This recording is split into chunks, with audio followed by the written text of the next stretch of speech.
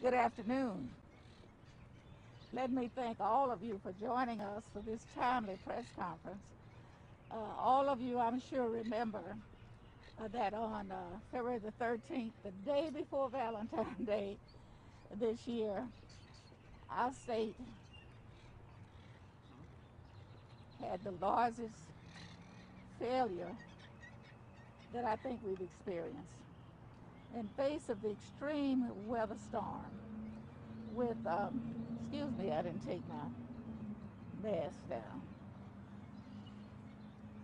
Texans suffered a lack of preparedness in our energy infrastructure. And so, just like everyone else, I had power outages. I was lucky enough not to have water breakage, but I knew we had to do something. As a matter of fact, the portion of legislation that got incorporated to the full package is some that I had done and spearheaded because we were looking forward perhaps to a very hot summer. Well, it'll also help with a very cold winter. And so even though this storm is over, we did watch in horror with so many Texans without food, power, water, heat, and much more. I talked with my sister, and she said, well, I'm taking a lot of my food from the freezer in case I have a power outage to cook. And I thought the same thing. But when I went to my kitchen and went to my refrigerator and went to the stove, I realized I was all electric. So it really made a difference. And so to make a long story short, I was very delighted to get with our senior senator of the state to put portions of the legislation that I had put together and portions of which he's worked with to become one bill. And we feel very positive about it because Texas is such an independent state that we had to look for a way to see how to help and support the needs of the people in the state. And so we're very excited about the drafting of this piece of legislation. We feel very positive, though we don't take anything for granted, that our entire state on both sides of the aisle will help us to get this passed. Senator Cornyn and I have had a visit on it. We both stand for the people and the relief that we probably can help to bring. We know about hot temperatures, blizzards, hurricanes, tornadoes, wildfires, and natural disaster will hit Texas at somewhere or the other. We're such a big state. When it comes, we want to be ready. And so that's what we're trying to do with this bipartisan piece of legislation, to speak to the needs of the people and where we have got to go to bring the weatherization, to bring the equipment up to par. And so before I go any further, and I'll be here for questions if you like, I'd like to present to you the senior senator of Texas. We're right in his district, but I'm closer to this part. So I want to welcome him and thank him and ask him to have some remarks. Thank you very much. Great to be with you. Well, it's good to be back in Dallas with my friend and colleague, Congresswoman Eddie Bernice Johnson, and thank you for welcoming me to your district. I have the great honor of representing the entire state, but everybody knows Congresswoman Johnson is a powerhouse, particularly here in North Texas, and has a lot of clout in Washington, D.C. Well, when it comes to natural disasters, there's no red team and no blue team. There's only Team Texas. That's one of the lessons that I learned from Senator Kay Bailey Hutchison when I first came to the Senate. And when things happen like this 120-year weather event that we're here to talk about, we look for answers and how to fix the problems and things that need to be done. And I've been in Washington long enough to know that nothing gets done on a partisan basis. Very rarely do you solve problems just with one party or the other. You have to work together. And this, of course, this terrible storm, which was so deadly, took nearly 200 lives. And obviously power was out along great swaths of our state, and hours turned into days. And then the secondary and tertiary effects of this power outage. Parents worried about keeping their families warm because they didn't have any heat in their house. People were stressed about the well-being of their parents or grandparents or elderly friends. And of course, we all have neighbors. We all know people who are disproportionately affected. Here in Dallas, for example, the Family Place, which is a domestic violence shelter, went without power for 2 days when a pipe burst. And then the ceiling caved in and unleashed a freezing waterfall on more than 120 women and children who were seeking safety there. These families were evacuated to temporary housing, and many lost everything but the clothes on their back. At least 3 other domestic violence shelters around Dallas were also evacuated because of when the pipes burst and flooded their hallways with cold water, displaced hundreds of vulnerable people and who didn't have the option of going home. They didn't have anywhere else to go. Schools we know were hit hard. Of the 250 Dallas ISD schools, 113 of them, nearly half, sustained water damage from burst pipes. Teachers and students prepared for virtual learning, even those that had already begun to transition back to in-person learning. So the question arose naturally in my conversations with Congresswoman Johnson is what can we do? What's the federal role? We know that the Texas legislature is trying to figure out how to make sure this never happens again. But we ask, what is the federal role? Because it wasn't the production capacity that needed to be built, but the fact that what had been built wasn't working. So that's what the Power On Act does, as you can see here on these charts. It will help us weatherize the grid, and whether it's sub-zero temperatures or gale force winds or any other type of extreme weather, our electric grid must be able to withstand the impact. This legislation will provide authorization for $500 million in seed money to strengthen the physical resiliency of our grid. This can be used by everyone from natural gas suppliers to electricity generators to grid operators for a variety of purposes. In Texas, where our infrastructure is built to withstand heat, but not necessarily cold of this type, it can be used to add heating technologies, cold weather packages to wind turbines, and move electrical equipment underground where it's less vulnerable to this sort of extreme temperatures. Many states have their other challenges. Ours is the cold, as we saw here, but other states have their own challenges, which is why one of the co-sponsors of this bill is Senator Alex Padilla from California, a Democrat. Kevin Brady, obviously a Republican congressman from Houston. This funding is not designed to support new construction, but to improve and harden the equipment that's already in place.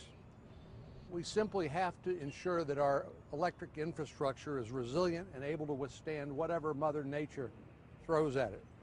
And this bipartisan legislation, I think, is a good start. We don't claim that this is the end-all, be-all. We know the Texas legislature is looking at this and is going to come up with some answers. But we felt like this was the way the federal government could step up and provide grants available to all the states on a targeted basis in order to get this infrastructure weatherized.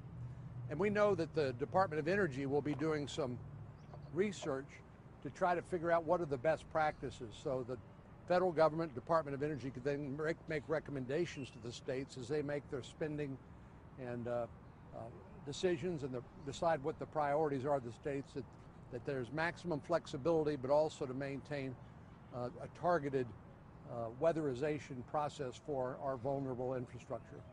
Thanks a lot. Any questions? question for Senator Cornyn. You said $500 million. Where is that money exactly coming from? Well, I think we know where the money's coming from. It's coming from the federal taxpayer, but we felt like there's already a weatherization program in the Department of Energy that existed mainly to help low-income people make sure that they can keep the heat on and be protected during cold weather. This basically sets up a parallel program for grants available to the states to help them do that. We know this isn't cheap and it's expensive, but one of the things the federal government can do through this Department of Energy is to come up with the best practices and make recommendations and then provide targeted grants to help the states weatherize their infrastructure. The state will have some responsibility to match the grants. Right. I'm sorry, I didn't hear that. The states will have some responsibility to come up with a portion of the money in order to qualify for the grants. Yeah. This isn't going to be the only effort. This will be in complementary to what the states and other local jurisdictions will be doing. And have you determined how that money will be divided up amongst the different generators and companies? Well, basically, I think this is what we call in Congress an authorization bill. There'll still need to be the appropriations process, right. So both the House and Senate appropriators can figure out how much to appropriate and what the conditions of that appropriation are. But this gives them the authority to move forward.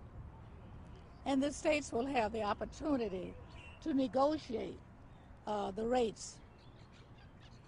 They will put in so much to get back so much. Thank you. Oscar Almaraz, Spectrum News. How will you prioritize? Is it by area? Are you going to do a sweep? How will you prioritize which projects get done first? And what would you say to that person whose priority one is their neighborhood and their street? That's something that we cannot answer today. That will depend very solely upon the state doing their part of putting the plan together and submitting it to the appropriate department to get the matching funds. I agree with that, and the fact is that we're not only a big state, as Congresswoman Johnson said, with different needs in different parts of the state. We're a big country, and right. Up in the north it may be, extreme cold that they are accustomed to and they're prepared for. Out in California, it may be the wildfires that threaten the electricity grid there, which I have to think is one reason why Senator Padilla is interested in this. Right. So it will be flexible enough to adapt it to regional and local uses together, and as Congresswoman Johnson said, complementary of other efforts being made at the state level. And do you have a timeline? No, there is no timeline. We will introduce the legislation and try to work it through this term, but we cannot promise you when it will go into effect. We're facing a lot of challenges coming up, and we will be in the mix of those challenges. There was a study out of the University of Houston that surveyed a bunch of Texans and found that the majority of them were in favor of winterizing our infrastructure, but the majority of them also, not surprisingly, were not in favor of seeing their rates increase. What do you say to that customer? Well, anything that we try is going to require a lot of discussion, and there'll be a lot of opinions, but we hope to do the best for the state. This is the beginning, and this is an effort to be of help to the people, and I believe that we will find the friendliness from the state level to receive the help we're trying to give. Yeah, I agree. It's going to take buy-in, that's the part of the legislative process and the need to discuss to see again what the legislatures, like the Texas legislature, which is currently in session, what they do, and then to adapt this to in a complementary fashion to what the state is already doing. But to your point, I think it's a human condition that people want something, but they don't necessarily want to have to pay for it, and we'll have to figure out how to pay for it, being as fiscally responsible as we can and as targeted as we can. But this sort of thing isn't free. Senator, what's your response to Governor Abbott's accusations that the facility in San Antonio, the federally run facility holding migrant children. What's your response to those accusations, and how should the federal government respond? Well, I'm looking forward to visiting the Kay Bailey Hutchinson Convention Center tomorrow, where there are a number of young migrants. I think the one thing we all agree on, as long as these young people are here, we're going to take care of them and we're going to protect them. And I was troubled when I heard what Governor Abbott announced, that there had been some report of sexual assault in San Antonio. He's called for an investigation. I've called for the Inspector General of the Department of Homeland Security to investigate, because of course we all want to know if there is a problem, where the problem lies, and do everything we can to protect these young people. They're not to blame for the condition they find themselves in, and it's our responsibility while they're here to take care of them. I concur. And will you both be visiting the Dallas facility tomorrow? I don't even know my schedule tomorrow. Okay, but Senator, you will? Pardon me? You'll be visiting the Kay Bailey Hutchinson? Yes. I've been to a number of the facilities in Carrizo Springs with Henry Cuellar, our friend from Laredo, and we were in the Donna facility. A number of senators came down there to visit. There's a lot of visits going on. Congressman Cuellar told me he had hosted Joe Manchin from West Virginia, and was going to host John Hickenlooper, the new senator from Colorado. So I think we all understand that what's happening now is not sustainable. We need to understand what the causes are and to find ways to come together to address those, hopefully in a way that will protect the vulnerable people who are here now, but also to deal with what the Border Patrol calls push factors, which is poverty and violence in their home country, along with the pull factors, which encourage people to come here and pay human smugglers a lot of money, who are people who also move illegal contraband like drugs. This is it's a complex problem. But thank you all very much. Is that all right? Thank you. Okay. Thank you.